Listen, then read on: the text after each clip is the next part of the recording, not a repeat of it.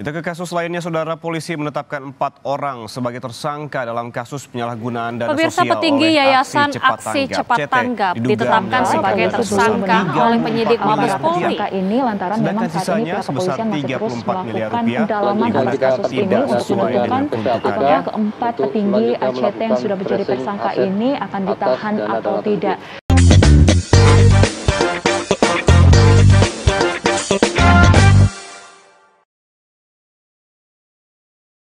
Bersama saya kembali dalam opini obrolan Papi Sony. Oke, kali ini saya kedatangan seorang teman dan juga pegiat medsos yang sangat terkenal, ya, terkenal dunia akhirat, Mas Eko Kuntadi. Halo Mas. Thank you. Selamat datang Mas, thank you Mas sudah memenuhi undangan ya Sony Tulung Channel ya. Mas Eko yang selalu ceria, gitu ya. Kita mau ngobrol hal-hal yang agak ya ceria juga sih sebetulnya karena lagi happening banget ya tentang ACT. Oh, soal ACT. Yes. Buat yang lain ceria, buat yang satunya lagi agak gimana gitu ya. Apa sebetulnya masalahnya nih ACT ini? Ya, ACT ini kan lembaga, kalau gue nyebutnya lembaga pengepul sedekah ya. Iya, betul. Ngepulin sedekah dari mana-mana, kemudian mestinya kan disalurkan. Betul. Gitu ya. Dalam peraturan Menteri Sosial, maksimal biaya operasional lembaga kayak gini 10%. Dalam aturan Menteri Sosial. Biaya operasional. Jadi biaya yang digunakan untuk gaji operasionalnya lah. 90%-nya terdistribusi, gitu lah kan? Distribusikan ke yang membutuhkan. Iya dong, ke yang membutuhkan. Itu aturan Menteri Sosial. Yang terjadi sekarang adalah sebetulnya ini terjadi karena konflik internal. Oke. Antara Presiden ACT sebelumnya namanya Ahyudin dengan Presiden ACT yang sekarang namanya Ibnu Hajar. Ya. Ibnu Hajar ini konflik internal berdua, main bongkar-bongkaran. Oke. Gitu loh. Yang Ahyudin karena dia udah bikin lembaga baru namanya Global Muslim Charity, dia pingin ngejelekin ACT biar lembaganya naik, jadi orang nyumbangnya nanti ke sini. Oh gitu. Yang Ibnu Hajar mempertahankan ACT dan menunjuk Ahyudin biang keroknya nih. Oke. Biang kerok yang membuat keuangan ACT limbung gitulah. Jadi bongkar-bongkaran, kita lihat dong, wah ini memang kan kita sudah melihat ini sudah lama ini problemnya. Betul. Gitu loh. Beneran mereka saling membuka diri, saling membuka info, publik nangkep ternyata lebih bobrok dari yang kita bayangkan sebelumnya. Oh gitu. Nah, apa yang men-trigger pemerintah kemudian mengambil keputusan membekukan ya kan? Izin operasi dan lain sebagainya dari ACT. Ya, kalau dilihat dari pengakuan internalnya saja, pengakuannya Ibnu Hajar, mereka menggunakan 13,5% dana untuk operasional. Jadi dana sumbangan itu pengakuan loh. Iya. Tapi kalau kita lihat dari laporan keuangan, lebih ternyata. Dana operasional misalnya dapatnya 300 sekian miliar, dikeluarkan 90 sekian miliar, total sekitar 22%, ada yang 26% per tahun. Artinya, omongan 13% aja udah salah itu. Dari laporan keuangan yang mereka publikasi sendiri. Itu laporan mereka ya? Laporan mereka, yang sudah dipublikasi, itu yang pertama. Yang kedua, mereka juga mencantumkan misalnya ada biaya pendidikan relawan atau biaya operasional relawan dan lain-lain. Harus itu kan masuk biaya operasional. Betul. Tapi itu terpisah. Jadi ada biaya pengelolaan dana kemanusiaan, maksudnya buat ACT, membiayai ACT. Ada dana untuk biaya pelatihan relawan. Harusnya kan ini operasional, bagian dari, tapi masuk terpisah lagi tuh. Jadi kalau digabungin mungkin sampai 40-50%.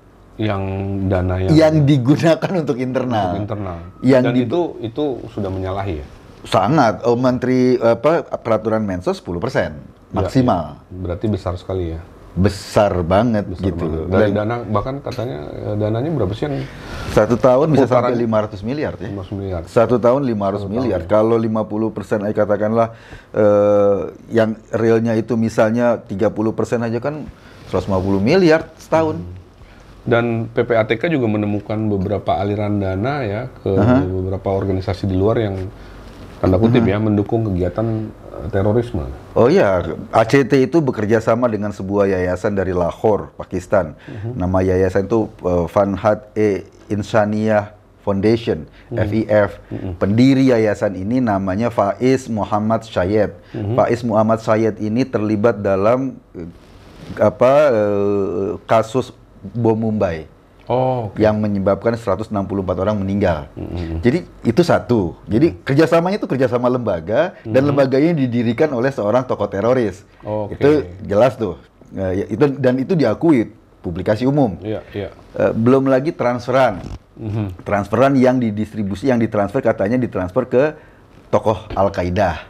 Dan itu terdeteksi ya? Terdeteksi sama PPATK kemarin kan. Nah, Said Muhammad Sayyid ini sama Amerika pernah dihargai kepalanya seharga $10 juta. Wow. Betapa dia mengerikannya dan kerjasamanya sama ACT lembaga yang didirikannya. Gitu loh. Itu jadi kayak gitu. Apa yang bisa disimpulkan dari situ? Yang bisa disimpulkan dana publik dari Indonesia bukan cuma dimakan sama pengurus-pengurusnya atau elitnya ACT, tetapi juga didistribusi buat gerakan terorisme global atau katakanlah jaringan-jaringan kekerasan global. Ini yang paling mengerikan sebetulnya. Wow. Ada dua jadi sebetulnya ya, kalau saya baca kebetulan sumbernya dari Tribun News kemarin, bahwa satu adalah uang yang digunakan untuk kepentingan petinggi-petingginya, dan juga ada aliran dana yang digunakan untuk membantu membiayai gerakan terorisme. Dan di antara dua itu yang membuat pemerintah dalam hal ini Kemensos membekukan adalah yang kedua, atau udah terbuktikan. Yang pertama itu pengakuan ACT, dia menggunakan dana operasional lebih dari ketentuan Kemensos, 10%.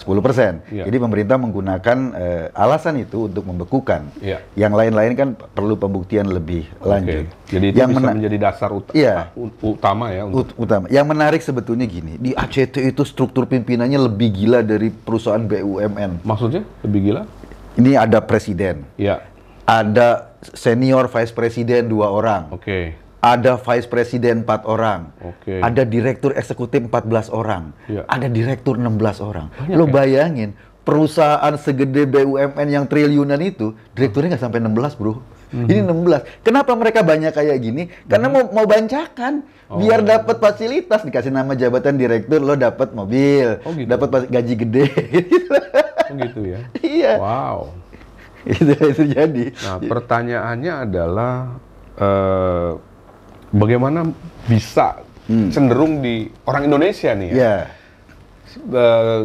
Gampang untuk apa ya? Memaafkan. Gampang untuk tanda kutip dimanipulasi gitu. Untuk memang mereka jago memanipulasi. Ada bencana di mana bantuan belum ada, apa-apa belum ada, yang penting spanduk duluan kan. ACT ini kan bencana, terus kemudian mengeksploitasi kesedihan orang, tampilkan di websitenya, tampilkan di billboardnya seolah-olah hidup ini memang menyedihkan. Jadi orang kemudian nyumbang dan sebagian sumbangannya dimakan sama pimpinan ACT. Jadi sebetulnya kan kalau kita sebagai lembaga donasi, kita mengumpulkan donasi untuk memberi makan orang miskin atau orang susah. Di ACT terbalik, orang miskin memberi makan pemimpin ACT, dijualan ya. Oh gitu ya? Oh iya dong, orang-orang miskin itu tampil di billboard untuk mengumpulkan sumbangan, dan sebagian besar sumbangannya digunakan untuk internal. Dan yang seperti ini kan sebenarnya bukan kasus yang pertama juga ya? Bukan kasus pertama. Model-model seperti ini, seperti First Travel dulu dan lain sebagainya. Mengapa mudah sekali kita katakanlah jatuh simpati dengan organisasi-organisasi kemanusiaan? Karena kan kita kan nyumbang itu kan berharap dapat feedback. Minimal pahala lah. Jadi akan sangat mudah ketika ini menggunakan jargon agama kan gitu ya. Jarang orang yang merasa udah gue nyumbang aja nggak mikirin pahala. Mungkin nggak usah pikirin lagi lah. Mungkin levelnya itu sudah level makrifat gitu kan. Tapi yang kebanyakan masyarakat kan levelnya dapat nanti nyumbang dapat pahala. Kemudian itu makanya akan tumbuh yayasan-yayasan berkedok agama kayak gini. Dan itu banyak ya? Banyak di Indonesia itu banyak banget. Banyak banget, puluhan mungkin, dan dananya nggak kecil. Ngumpulin dana sampai ratusan miliar setiap tahun. Dan yang paling menarik, lembaga-lembaga ini secara apa ya, ideologi keagamaannya, anutan keagamanya itu mirip. Oh gitu. Iya, jadi kalau kita pemetaan gitu ya, ada gerakan transnasional Ikhwanul Muslimin yang di Mesir, dan lembaga-lembaga ini diinspirasi oleh gerakan itu. Nah di Indonesia kan ada partainya gitu loh, dan hubungan 11-12 lah sama gerakan-gerakan kayak gini. Jadi jangan kaget kalau misalnya di banyak tempat tiba-tiba kok SDIT misalnya bertumbuhan kayak jamur di musim hujan, bambung. Jangan kaget, mereka punya lembaga pendanaannya juga. Gitu. Nah, kalau kita sebagai masyarakat awam kadang-kadang jadi gimana ya? Kita mau melakukan satu kebaikan kan? Iya. Kita kalau harus memikirkan nih kemana nanti dana saya nih kan? Nah itu dia. Ribet juga. Nah itu problem kita kan. Masyarakat kita misalnya ada satu doktrin, udah kalau udah nyumbang ikhlas. Jangan diutak-atik. Tapi kan problemnya kita nyumbang buat apa kan? Kalau nyumbang tidak memberi manfaat buat orang lain, dalam artian orang yang susah, terus buat apa? Apalagi untuk mendanai kegiatan teroris. Jangan-jangan kita nyumbang duitnya buat pelatihan teroris, kemudian teroris itu bikin ledakan, yang kita jadi korban. Itu kan miris banget kan? Kita jadi korban itu miris banget. Kan? Jadi kita membiayai kegiatan yang akhirnya mencelakakan kita. Mencelakakan kita, itu yang paling miris banget. Oke. Dalam hal sejauh ini, menurut Mas Eko, apakah langkah pemerintah melalui Kemensos itu membekukan sudah tepat? Sudah sangat tepat. Sudah sangat tepat, dan bukan cuma membekukan menurut saya. Kan ada banyak lembaga-lembaga sejenis, pengawasannya harus lebih serius lah. Karena ini perkiraan saya ini puncak gunung es. Karena polanya sejenis. Dibangun oleh orang-orang dengan latar belakang yang sama, dengan ideologi keagamaan yang mirip, maka kalau ini kayak gini, ini puncak gunung es. Harus ada pengawasan lebih serius ke lembaga-lembaga sejenis agar para pengepul sedekah ini tidak sembarangan dengan dana umat. Intinya harus diaudit mungkin dengan lebih ketat, dengan lebih serius, pengawasan lebih serius, laporan keuangannya juga harus lebih serius. Kalau perlu diaudit sama BPKP, karena kan karena kan ini kan menggunakan dana publik. Betul. Nah, sejauh ini kan pemerintah sudah melakukan langkah yang tepat. Ada juga yang bilang sebenarnya udah agak terlambat nih kan, udah. Gitu. Iya. Menurut Mas Eko? Iya, dibilang telat, tapi kan memang pemerintah selalu nunggu momentum ya. Setiap kali mengambil tindakan itu nunggu momentum. Sebetulnya kemarin 9 bulan lalu saya sudah pernah bikin konten soal ada problem keuangan di ACT. Problem keuangannya itu ada penggelapan dana 50 miliar gitu, sampai ada yang dilaporin ke polisi kan. Ibnu Hajar dan Ahyudin itu dilaporin ke polisi oleh perusahaan partnernya ACT, namanya PT Hydro apa gitu, saya lupa. Kayak gitu. Nah ini juga yang memalukan. Salah satu yang paling memalukan adalah ketika kasus kecelakaan Lion Air, kan ada santunan dari Boeing. Boeing memberikan tahun berapa itu? Saya lupa, tahun 2000 berapa, 2000 berapa gitu ya. Santunan dari Boeing. Nah, sebagian korban Lion Air ini ingin santunan itu digunakan buat sosial. Jadi ada yang minta bangun sekolah, ada yang minta bangun TK, gitu lah. Pokoknya buat sosial dah. Yang mengelola dana sosialnya ACT, jadi diserahkan ke ACT. Boeing transfer ke ACT 135 miliar, tetapi sampai sekarang itu dananya yang terdistribusi masih kurang 56 miliar. Padahal udah lama banget itu. 56 miliar yang belum terdistribusi? Belum jadi bangunan yang diharapkan. Itu dana, ada datanya ya? Ada, itu dana korban loh. Korban kecelakaan yang dikasih oleh perusahaan Boeing. Itu memalukan secara internasional kan? Iya. Gitu. Dan kedepannya kira-kira apa yang harus dilakukan pemerintah ini untuk? Kalau pemerintah kan mau tidak mau pengawasan nih, regulasinya harus lebih jelas gitu. Jadi jangan sembarangan lembaga-lembaga kayak gini minta dana publik. Sebetulnya kalau kita lihat ya, polanya sudah hampir mirip nih. Terorisme di kemarin tuh Densus ngebongkar teroris di Lampung atau di mana itu menggunakan pengumpulan dana publik lewat kotak-kotak amal yang taruh di warung-warung itu kan. Sekarang juga hampir mirip itu, ACT mengumpulkan dana tapi lebih lebih sophisticated aja kan, kerjasama sama BUMN.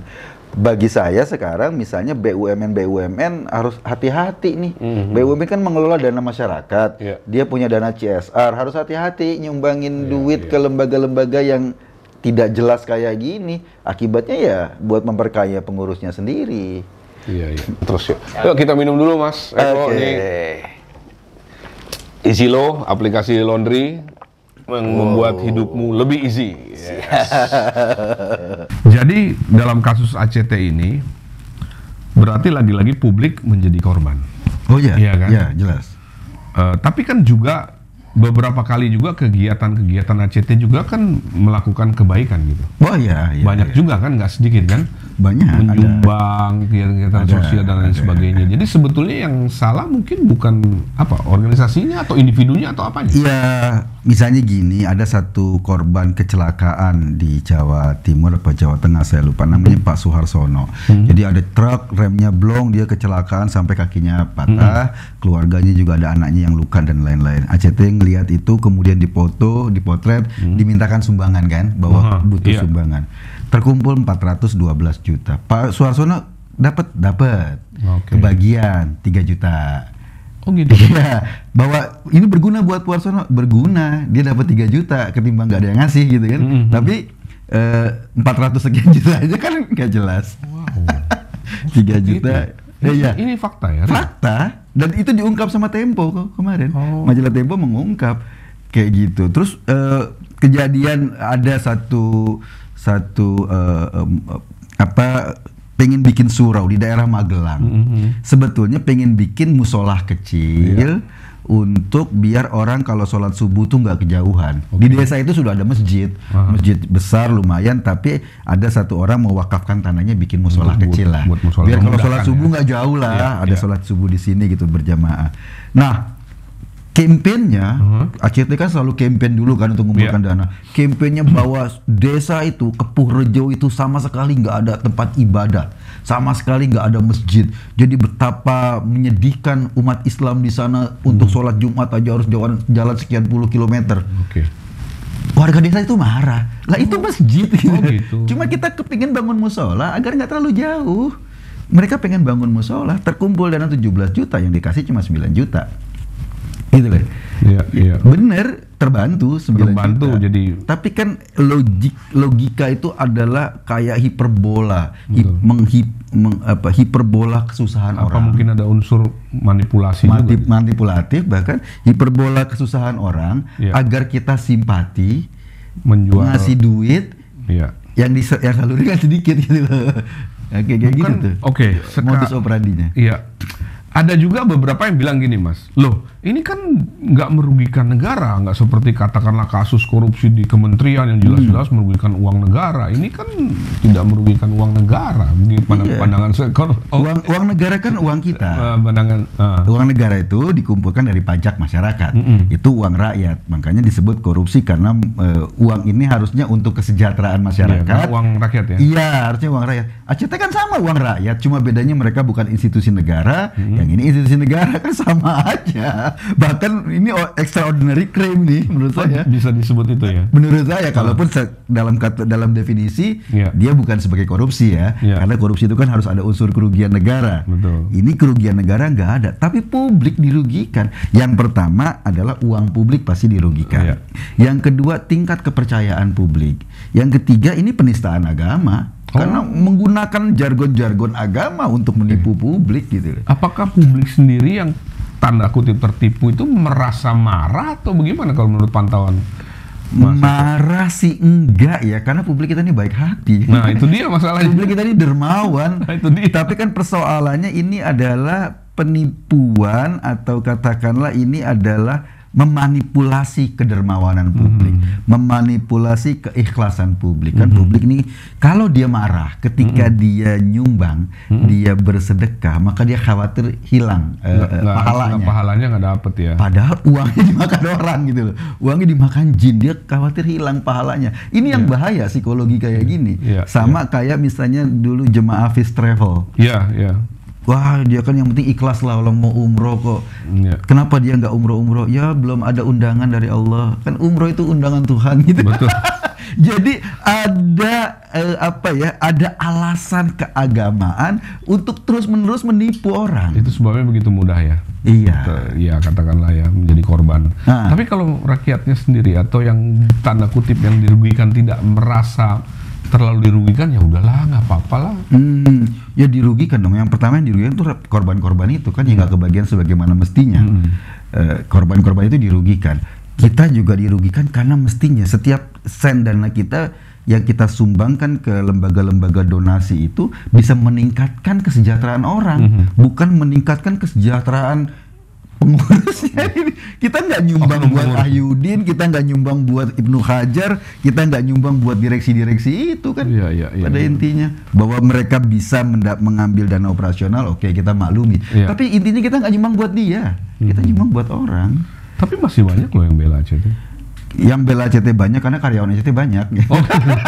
Ya orang yang makan dari ACT juga banyak. Ada berapa banyak?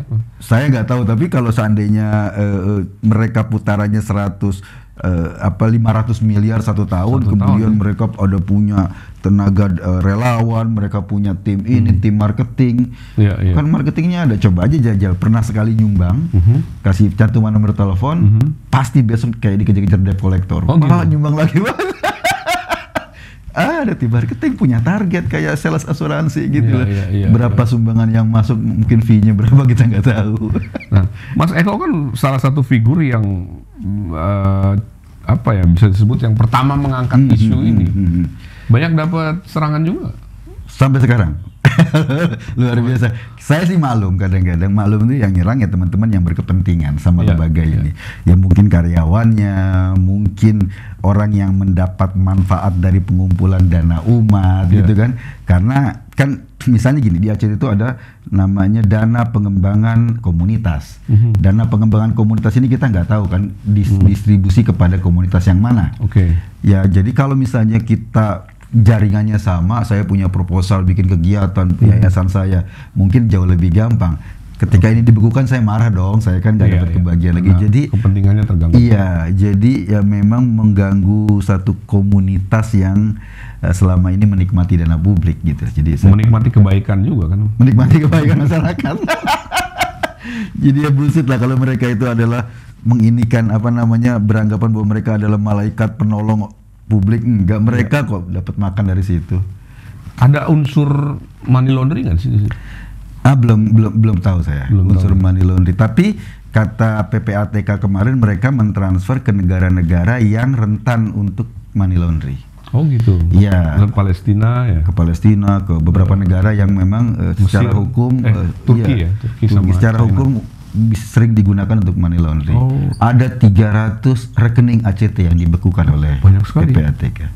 Itu rekening lembaga. Ya, rekening lembaga. Kalau saya sih berpikir kok cuma rekening ACT-nya, rekening pimpinannya juga dong.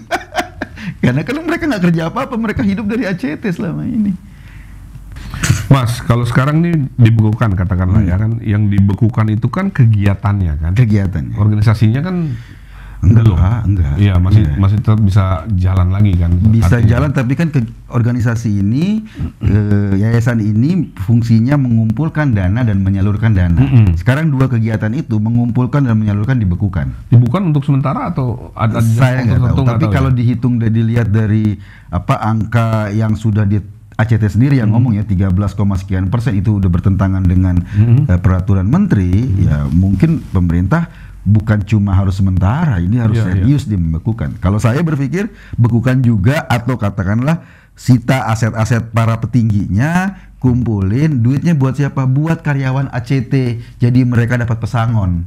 Jangan sampai nanti mereka bilang, wow mereka kehilangan mata pencarian karena dibekukan pemerintah, padahal tindakannya melanggar aturan. Bekukan juga aset-aset para pemimpinnya, ambil, kasih buat pesangon karyawan-karyawan ACT-nya itu, biar mereka kerja di tempat yang benar lah. Ada kira-kira ada nggak kemungkinan bahwa kasus ini, tentu ada unsur pidana ya, yang akan berakibat pada kasus hukum untuk petinggi-petinggi dan yang terbukti melakukan kesalahan? Ya harusnya ada karena udah terbukti jelas-jelas. Yang pertama Mungkin ini kalau ini ada terobosan hukum ya dalam artian, maka ini akan menjadi pelajaran kepada lembaga-lembaga serupa. Saya amat yakin di Indonesia ini banyak orang yang memanipulasi kedermawanan publik, memanipulasi kebaikan hati publik, keikhlasan, memanipulasi keikhlasan dan memanipulasi semangat beragama untuk keuntungan dirinya sendiri. Berapa tahun lalu kita ingat ada donasi kapal selam, sampai sekarang kita nggak tahu kemana duitnya. Ada donasi Palestina, bagaimana uangnya. Saya sempat pengen dilaporin, tangkap Eko tadi gara-gara ngebongkar kayak gini-gini. Kenapa? Buat saya, kita wajib membantu orang, tapi jangan manfaatin kedermawanan publik itu untuk diri sendiri, memperkaya diri sendiri dan lain-lain. Ini yang paling bahaya menurut saya. Karena apa? Ya mereka ini yang pakai jubah agama, yang kemudian bisa menjadikan agama ini sebagai sumber kapital dengan memanipulasi kedermawanan publik. Ini menurut saya merusak agama itu sendiri. Ada ustadz yang sedekah nanti akan ada balasan langsung 10 kali lipat, tapi kemudian ya investasinya bodong di mana-mana. Investasi bodong atas nama agama tuh banyak banget. Banyak sekali. Banyak. Ada lele murotal, ada kebun kurma. Bikin investasi kebun kurma, bikinnya di Bogor. Bogor tuh udara dingin, kebun kurma itu udara panas. Ya pasti nggak jalan, pasti nipu ini. Ya bener, orang investasi bla bla ya nggak jalan. Ada rumah syariah, ada pinjaman tanpa bunga, apa nggak pakai bunga untuk syariah, tapi akhirnya pada bodong semua. Dan ini terus menerus terjadi. Berulang ya? Berulang. Modelnya mungkin yang lain. Modelnya Koperasi 212. Mana setiap pengajian orang yang ngaji bayar 10.000, kumpulin buat koperasi itu berapa ribu orang jadi 212 Mart. Sekarang bubar semua, nggak jelas benar. Ini pertanggungjawab nggak tahu saya, tapi pertanggungjawaban publiknya nggak jelas. Tapi orang-orang masyarakat apa yang mesti kita lakukan gitu untuk katakanlah supaya tidak gampang ya terjebak di kasus-kasus yang seperti ini? Pertama ya kalau mau nyumbang menurut saya ya sumbang ke orang-orang yang kenal, yang nitipin pada kiai-kiainya kenal gitu ya. Orang yang susah saudara kita, toh sama saja, mereka juga membantu teman-teman sekitarnya atau lingkungan sekitarnya. Atau yang kedua, kalaupun harus menyumbang lewat lembaga pihak ketiga, kayak gitu ya, lembaga pihak ketiganya kredibel lah. Kita punya basis pemerintah. Bukan pasti kredibel, setidaknya kredibel karena kalau ada penyelewengan dianggap korupsi, karena akan diaudit sama BPKP dan lain-lain. Karena ini resmi negara ya? Resmi negara. Atau kita punya lembaga kayak Lajisnu, lembaga zakat NU, karena organisasinya kredibel. Ya kan, NU. Kita punya Lajismu, Muhammadiyah. Muhammadiyah jelas punya rumah sakit, sekolah dan lain-lain. Ini organisasi kredibel. Mereka mungkin peluang untuk main-main dengan ini kan merusak nama besar organisasinya. Nah, yayasan-yayasan nggak jelas ini yang disemangati oleh kelompok-kelompok Ikhwanul Muslimin, bikin yayasan nggak jelas itu. Ya akhirnya mereka menggunakan buat pengembangan komunitasnya sendiri, gitu. Itu yang paling mengerikan. Dan berarti kita masyarakat harus hati-hati ya. Harus lebih hati-hati lah. Hati-hati supaya tidak menjadi korban lah ya. Iya, tidak menjadi korban, itu yang paling mengerikan. Banyak. Oke. Sepanjang pengetahuan Mas Eko, ada nggak sih kasus-kasus serupa tapi yang melibatkan agama lain gitu? Hampir sama, ada juga. Pasti mungkin nggak terdeteksi. Karena kan mungkin nggak mayoritas gitu kan. Kayak di Kristen ada perpuluhan yang memperkaya pendetanya kan juga banyak juga, kalaupun nggak terlalu mencuat. Itu sering terjadi. Jadi sebetulnya bukan masalah agamanya ya? Bukan masalah agamanya. Tapi ini orang yang memanfaatkan agama untuk memperkaya diri sendiri, tapi seolah-olah dia mewakili Tuhan di bumi. Itu yang paling mengerikan tuh. Jadi kalau boleh saya simpulkan bahwa apa yang juga Mas Eko sampaikan itu tidak memusuhi, ya kan, tetapi artinya memusuhi oknum-oknum ini yang memainkan agama gitu ya. Saya seringkali distempel anti-Islam dan lain-lain karena saya mengkritisi perilaku yang kayak begini. Karena menurut saya perilaku kayak gini justru merusak agama. Ini bagian kecintaan saya dengan agama saya gitu loh. Juga teman-teman yang Kristen saya juga tahu mengkritisi perilaku pendeta yang menggunakan dana publik untuk itu juga kecintaan dia pada agamanya. Betul. Karena kalau dia nggak ngerti tentang ini, ya, dia nggak peduli, berarti dia kan nggak dekat secara emosional dengan aktivitas gereja. Demikian juga saya mengkritisi kelompok-kelompok kayak gini karena ini kecintaan saya pada agama saya, agar agama ini tidak dimanipulasi oleh kelompok-kelompok yang merasa tetanggaan dengan Tuhan tetapi mengambil manfaat dari orang-orang yang dalam tanda kutip dibodohin. Tapi kenapa banyak yang bilang, wah kamu tuh ya apa istilahnya memusuhi kami gitu kan, memusuhi sesama umat gitu kan?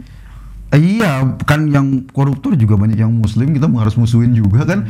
Jadi yang perampok juga banyak yang muslim. Yang dimusuhi bukan agamanya. Bukan agamanya, yang kita musuhi perilakunya. Perilaku yang membuat kehidupan jadi berantakan begini, kita musuhi perilakunya. Tapi yang menurut saya ya, mungkin ada maling, kayak misalnya maling kotak amal di Bekasi. Saya pernah nulis, pernah mengeksplos, namanya Joya, digebukin sampai dibakar gitu loh. Terus ada maling ini yang digebukin sampai luar biasa. Mereka maling dan mereka tahu bahwa mereka melakukan kejahatan. Ini buat saya derajatnya lebih tinggi. Tapi ada maling, mereka mencuri, tapi mereka merasa jadi orang suci. Ini lebih buruk dari maling ini. Maling ini ngambil, mencuri hak orang lain, tapi dia tahu dia sedang melakukan kejahatan. Jadi tindakan ini bertentangan dengan ukuran moralnya, karena iya gue jahat tapi gue nggak mau makan, gue pengen beli ini nggak punya duit jadi gue maling. Tapi orang-orang ini nyuri tapi merasa dirinya lebih suci dari yang lain, mereka melakukan kebenaran. Ini yang menurut saya paling bahaya. Walaupun sama pada hakikatnya mereka sama-sama maling, tapi sama aja. Tapi ini merasa benar mereka maling dengan cara yang benar. Ini ya. Jadi apa Mas Eko menyarankan tuh menjadi maling? Tapi setidaknya di mata saya maling yang ini lebih bermoral ketimbang maling yang satu yang ini. Karena maling yang ini masih menganggap maling itu jahat. Sementara maling yang ini beranggapan apa yang dia lakukan, pencurian yang dia lakukan adalah bagian dari kebaikan. Gitu. Oh, saya akan menyumbang buat orang. Intinya dia maling kok. Ya, kalau saya melakukan kesalahan, kejahatan, tapi saya juga melakukan kebaikan kan. Kayak gitu tuh ya kan. Jadi memanipulasi kemalingannya dengan itu. Padahal ya dia memanfaatkan kesedihan orang lain untuk memperkaya dirinya sendiri. Itu yang paling ngeri. Dan itu tetap tidak bisa diterima lah ya. Apapun alasan terutama agama ya. Iya, terutama agama. Wow. Dan meramal ini juga buat foya-foya kan. Maksudnya foya-foya itu kehidupan mau Alphard, Fortuner, rumah 3 karena ada 3 istri. Bahagia di atas penderitaan orang lain ya. Iya, bencanamu, kesedihanmu adalah rezekiku kan di sini. Iya. Mas Eko sendiri nggak punya rencana untuk bikin yayasan itu? Ngeri ya saya. Iya, oke. Satu pertanyaan terakhir, Mas. Akhir-akhir ini juga berkembang satu istilah Islamofobia. Mungkin itu juga label yang sering ditempelkan ke Mas Eko. Padahal Mas Eko sendiri adalah seorang Muslim. Gitu. Bagaimana pandangan Mas Eko? Sebetulnya gini deh, ada satu kelompok yang melulu merasa paling Islam, yang melulu merasa mewakili Islam. Jadi kalau misalnya ada kelompok, oh ini umat marah, padahal umatnya bukan cuma mereka, ada umat yang lain kan gitu. Nah, kritik-kritik kita pada orang-orang seperti ini, pada kelompok-kelompok seperti ini, karena mereka tidak bisa membalas argumen kita, akhirnya mereka mengatakan bahwa kita sedang menyerang Islam. Padahal yang kita serang adalah perilaku mereka yang menggunakan agama sebagai tunggangan gitu loh. Jadi mereka, oh ini Islamofobia, dikit-dikit Islamofobia, dikit-dikit penistaan, kan selalu gitu kan? Dikit-dikit penistaan. Saya menyebutnya itu penisfobia. Dikit-dikit penistaan. Penisfobia. Dikit-dikit penistaan. Jadi saya nyebutnya. Nah, Islamofobia sebetulnya terjadi mungkin di negara-negara Barat ketika kan dulu kan ada teroris kan, 911 dan lain-lain. Ketika teroris itu dikategorikan semua penduduk atau orang yang beragama Islam itu adalah teroris, sehingga terjadi kebencian orang pada simbol-simbol agama. Di Perancis misalnya orang pakai jilbab diserang, di Amerika juga gitu, karena mereka tidak ngerti detail kan. Nah, itu yang kemudian PBB sarankan, oh enggak, teroris is teroris, Muslim tidak sama dengan teroris. Itu yang PBB. Nah, ini ditarik ke sini. Justru orang-orang yang bergerak radikal yang kemudian menuding kita teroris, padahal mereka bergeraknya radikal dan lain-lain. Jadi akhirnya siapapun yang mengkritisi mereka akan distempel Islamofobia, akan distempel orang-orang yang benci Islam. Dianggap musuh ya? Iya, seperti polisi yang menangkap orang yang berprofesi sebagai penceramah agama, lalu disebut kriminalisasi ulama. Yang benar kan ulama yang kriminal. Jadi tidak ada kriminalisasi ulama. Yang benar adalah kriminal yang dianggap ulama sama mereka. Intinya polisi menangkap kriminal kan. Jadi banyak salah paham ya? Iya. Atau sengaja dibuat? Sengaja agar mereka merasa mewakili sebuah institusi Islam dan kita nih bukan Islam gitu loh. Padahal Mas Eko sendiri ya, Muslim. Ya. Makanya dulu Wali Songo itu membuat orang lain yang bukan Islam atau masuk Islam. Sekarang mereka dakwanya membuat orang Islam keluar dari Islam kan. Karena saya distempel Islamofobia gitu-gitu kan. Ini menarik. Kayak gitu menarik tuh. banget ya. Wow. Jadi ya, pertempurannya selalu kayak gitu sampai sekarang. Dan menurut saya ini pertempurannya akan terus. Maksudnya pertempuran opininya akan terus karena ya seiring dengan politik ya. 2020. Ini dia bicara politik. Satu pertanyaan terakhir. Menjelang tahun pemilu ini pasti guncangan juga akan keras. Pasti. Apakah isu-isu agama khususnya yang seperti tadi Mas Eko bilang akan kembali dimainkan oleh beberapa kandidat calon gitu? Iya, karena kan gini, kelompok-kelompok ini kan nggak punya partner, selalu mencari partner kan, partner untuk dompleng kekuatan politik. Tahun lalu, pemilu lalu dia dompleng di Prabowo misalnya. Apakah dia mendukung Prabowo beneran? Enggak. Mereka nggak dukung Prabowo beneran, cuma ngedompleng aja untuk membuat inian politik gitu loh. Jargon keagamaan dan lain-lain. Pak Prabowo masuk ke pemerintahan Jokowi, cari lagi domplengan baru gitu loh. Mungkin dompleng ke Anies. Harus diingat, prediksi Mas Eko nanti kemungkinan ada. Karena gini, kelompok-kelompok ini pasti akan terus memainkan isu politisasi agama. Pasti. Soal siapa capresnya, dia tinggal dompleng aja yang paling memungkinkan mereka mau dompleng. Untuk apa? Untuk mencoba menciptakan benturan. Karena gini, orang-orang ini nggak mungkin bisa berkuasa di Indonesia kalau ikut jalur formal. Mereka ikut pemilu nggak mungkin politik nggak mungkin karena udah sejarah dari dulu kalau partai-partai berbasis agama pasti kalah sama partai-partai nasionalis. Itu sejarah dari mulai tahun 45 sampai sekarang.